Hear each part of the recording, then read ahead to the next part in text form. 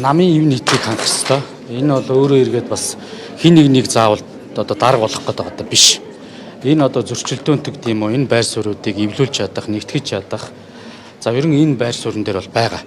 Тийм учраас одоо улсын хурлын дарга дээр ямар нэгэн байдлаар ингээ хүч түрээд ингээ явах юм бол одоо 30 орчим гишүүн бид нар бол одоо дараагийн арга хэмжээ буюу засгийн газарт бол орж ажиллахгүй. Одоо хичнээн сайд амссан ч орохгүй. Энийг бол одоо хэлж байгаа. Бид бол засагт орохын төлөө байхгүй. Энэ намын ив нэгдэл энэ бүх зүйлүүдэд одоо хангаж ажиллаач. Засаг тэр ур чадвартай эсвэл одоо ажил хийгсэн тэр хүмүүсүүдэд орж авч ажиллаулаа гэдэг ийм одоо ерөн зүгээр байр суурьтай байж байгаа.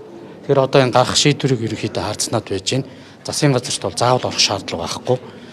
За ямар ч байсан улсын хурлын даргын томилгооноос бүх зүйл харагдана.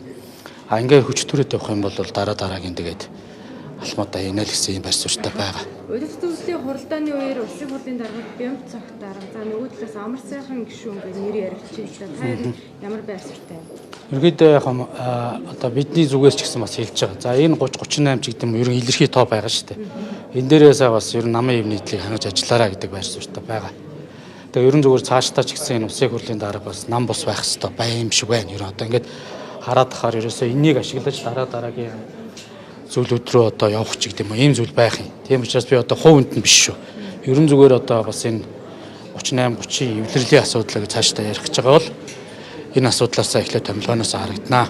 Томилгоо яаж явагдана засгийн газарт одоо бидний 30 гишүүн ямар нэгэн байдлаар орж ажиллахгүй гэсэн ийм байр суурьтай байж байгаа. Одоогийн байдлаар удирдах зөвлөлт хурлын давхар бүлэг дээр бас эрс авч байгаа байр суурьтай байна. Тэгэхээр удирдах зөвлөлт дээр нэгдэж чадахгүй болохоор бүлэг дээр дахиж хурлаж байгаа юм. Яг удирдах зөвлөл сая л эхлэх шиг болоо. Тэг өглөө 9 цагаас ихсэн. Одоо тэгээ шийдвэр гаргах бах. Энэний дараа бүлэг дээр орж иж асуудлаа танилцуулах юм болоо гэж харж байна. Тэгээ ийм маягаараа одоо ойлголцохгүй нэр төдий ийм байх юм бол одоо нэг тийм шаардлага одоо нэг бүлэгт суугаал одоо байгаад шаардлага чалах яг үндэ хэлэхэд ийм байр суурьтай. Улсын хурлын дараад яригдж байгаа хүмүүсээс хэн яг эв нийтлэг яг би хэлсэн шүү дээ. Ерөн зүгээр энэ 30-38-ын энэ хавцаанаас бас ойлголцол явж байгаа бол бас асуудлуудыг бол одоо бас тодорхойлж хэлсэн. Зүгээр ингээ нэр оруулж ирээд хүч тулгаал явах шинжтэй ингээ байна шүү дээ. Тийм учраас бидэд бол одоо энэ дээр зарчмын байр суурьтай байгаа. Ерөн зүгээр одоо бас энэ 30-таагаа бас санал бодлын сонсооч. Бас санаа бодлыг энэ бас нэг авч хилцээд ийм зүйлүүд байна. Тэгэд энэ хүмүүсүүдийг бас олон нийт хэвлэл мэдээлэлээр нэг засагт орох гээд янз бүр гэдэг байгаа.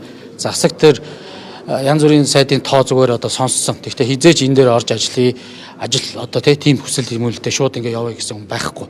Ерөн бол мэдээж шинэ сонгогдсон намын даргаагаа бол дэмжихийн хувьд дэмжиж байгаа. Гэтэл яг намын дарга маань одоо яг өөр улс төрийн шийдвэрээ гаргаж чадж гин үгүй гэдэг бас би эргэлзээтэй байна гэж харж байгаа. Тийм учраас энэ дээрээ бас одоо яг зарчмын байр суурь хэлээд үнэхээр одоо ийм нэгдлийг хангаж чадах ийм шийдвэрүүд гарвал намын дарга бүрэн дэмжиж явнаа. Ингэхгүй гэвэл ер нь дараагийн одоо засгийн газар ч гэсэн манай одоо бид гэж юм уу зарчмын дээр парламентын арчил дээр зогссон одоо бид 30 гишүүн бол ямар нэгэн байдлаар засагт орох шаардлагагүй л гэж харж байгаа тийм.